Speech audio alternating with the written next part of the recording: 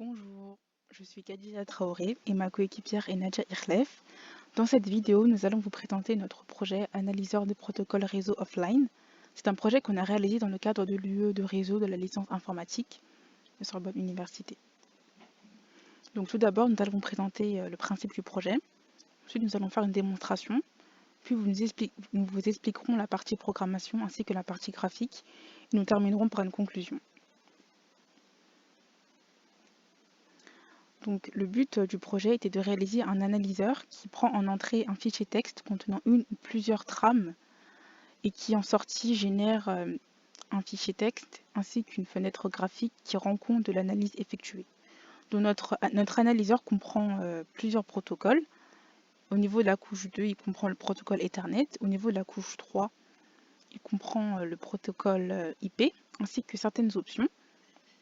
End of option list, no operation, record route, timestamp, loose source route, strict source route.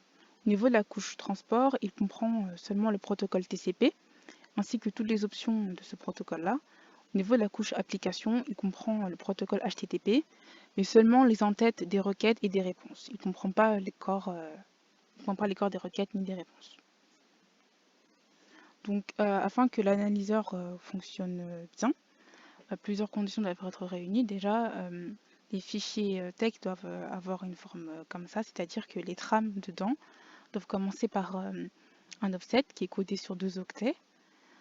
Ensuite, chaque octet est sur 2 symboles et chaque octet est séparé d'un espace, comme on peut le voir ici. Ensuite, à la fin des lignes, il y a des zones de texte. Ces zones de texte-là sont ignorées et leur longueur doit être supérieure ou égale à 4. Et aussi, elles ne doivent pas contenir d'espace. Donc en termes de fonctionnalité, notre analyseur permet d'ignorer toute ligne avec un offset invalide, de détecter les lignes incomplètes et d'ignorer tout texte entre les lignes de la trame ou bien à la fin des lignes. Donc maintenant, nous allons présenter l'archive. Donc dans le fichier, dans le dossier, qui correspond à notre projet, on retrouve plusieurs fichiers. Donc il y a le fichier analyseur qui correspond au code source. Il y a le fichier how-to qui explique 2 méthodes pour pouvoir lancer et exécuter le programme. Et enfin, le fichier readme qui explique le programme ainsi que sa structure. Donc maintenant, nous allons passer à la démonstration et c'est Nadja qui va vous la faire.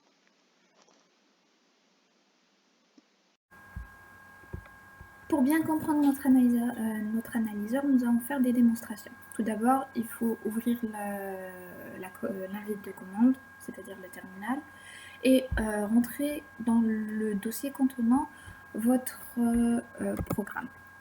Puis après, on fait un py, le nom du programme, .py. Ils vont nous demander quel fichier on doit considérer. Nous allons ici considérer ce fichier qui possède 6 trames.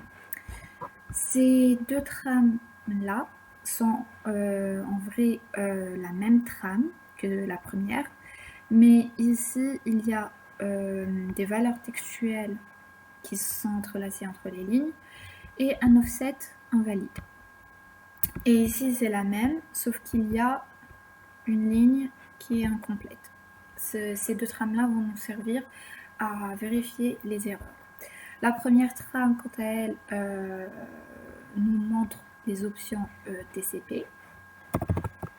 Et donc, on tape trame2.txt. Et on voit bien pour la trame 1, par exemple, on a tous les champs, toutes les entêtes, et tous les champs avec la valeur qui a été prise, et aussi pour certains, leur signification, entre parenthèses.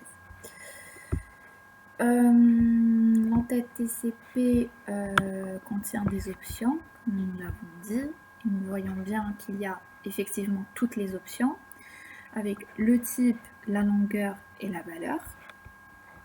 La trame numéro 2, si vous vérifiez, vous allez voir que c'est le même contenu que la trame numéro 1. Et donc, effectivement, ces 2 lignes-là ont été ignorées. Ensuite, pour la trame numéro 3, on nous a affiché la ligne 14 est incomplète, qui est celle-ci. Et donc, il passe directement, il considère directement la trame prochaine comme la trame numéro 3. La trame numéro 3, quant à elle, est du TCP, du ICMP plutôt. Et donc, cet analyseur ne traite, rappelons que le Ethernet, IP, HTTP et TCP. Et donc, on n'aura que l'entête Ethernet et l'entête IP pour cette trame-ci. Nous avons fait cette trame pour vérifier les options des IP. Et comme vous le voyez, il y a toutes les options avec tous les champs nécessaires. La trame numéro 4, quant à elle, est une requête HTTP. Nous le voyons bien grâce au get. Et chaque champ a sa valeur. Et ici, le corps de la requête est vide. La trame numéro 5, quant à elle, est au contraire une réponse HTTP. Et ici, contrairement en haut, le corps de la réponse n'est pas vide, mais cet analyseur ne traite que l'entête HTTP et non le corps de la réponse. Mais donc, pour avoir réussi à faire cet analyseur, nous avons programmé et la programmation se sépare en deux parties. Il y a la partie programmation pure, il y a la partie graphique. Commençons par la partie programmation. Elle est basée sur 4 fonctions. La première fonction, qui est primordiale, c'est la fonction tram. C'est là où on purifie le fichier .txt qui nous a été demandé de traiter. C'est là où se fait le traitement où on ignore toutes les chaînes textuelles, les caractères spéciaux en fin de ligne et celles qui sont entrelacées entre les lignes et les traces. Et c'est ici aussi qu'on ignore toutes les lignes commençant par un offset invalide et qu'on fait sortir en erreur toutes les lignes qui sont incomplètes. Et donc c'est grâce à ça qu'on a trouvé les résultats précédemment pour les trames numéro 2 et 3.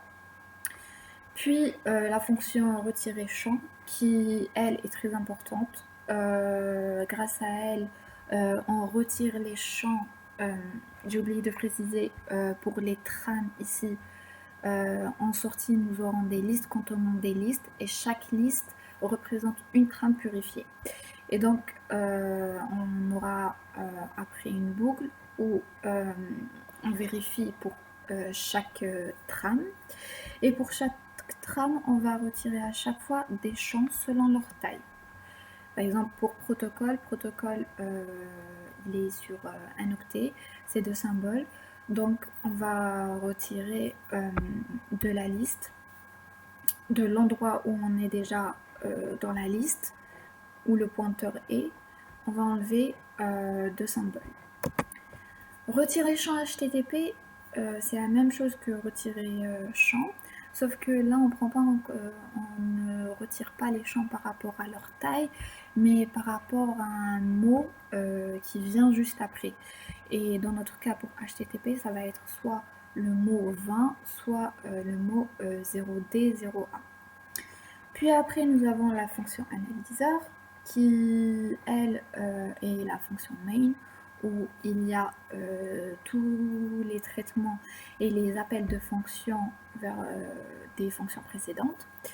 C'est là où on fait toutes les conversions. Par exemple, il y a plusieurs conversions de hexadécimales en décimale pour avoir par exemple les adresses IP en décimale et les longueurs de taille réelle. Il y a aussi des conversions de hexa en binaire pour avoir par exemple les flags, etc. Tout ce qui est champ qui est inférieur à 4 bits. Et aussi il y a pour HTTP des conversions en ce qui concerne l'ASCII et ce que ça signifiait niveau caractère. Et de là, je laisse la parole à ma coéquipière Khadija Traoré pour la partie graphique.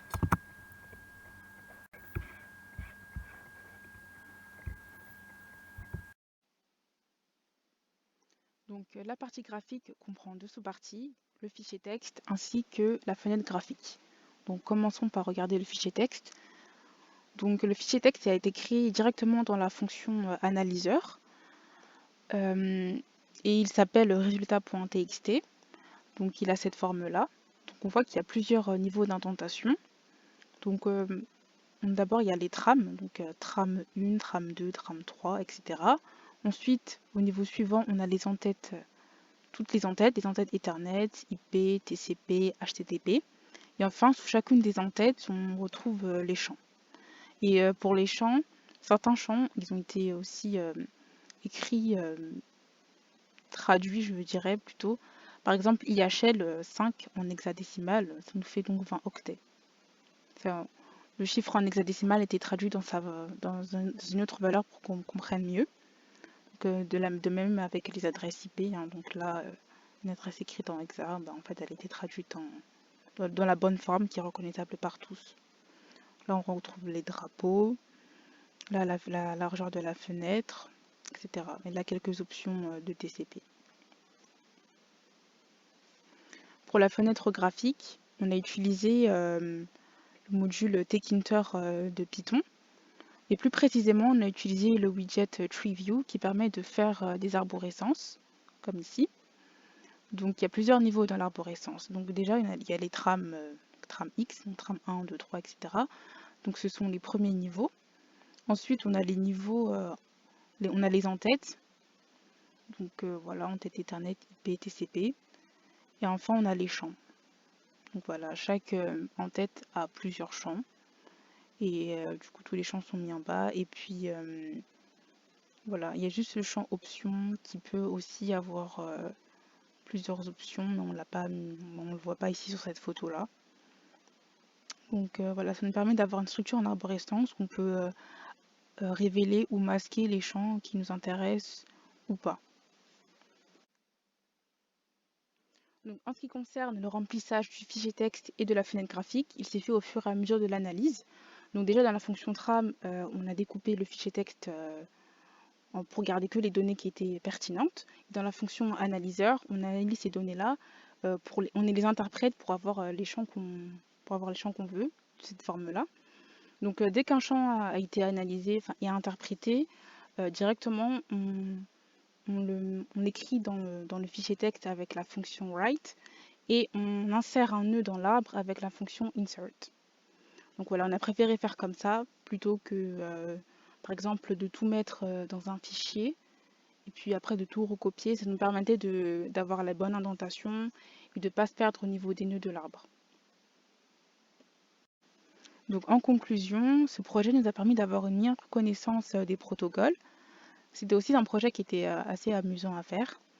Et enfin, bien évidemment, ce projet-là, on pourrait encore mieux, on pourrait l'améliorer en rajoutant d'autres protocoles comme ARP, UDP ou ICMP pour rendre le projet plus complet et plus performant. Donc cette vidéo touche à sa fin. Merci d'avoir écouté. Au revoir.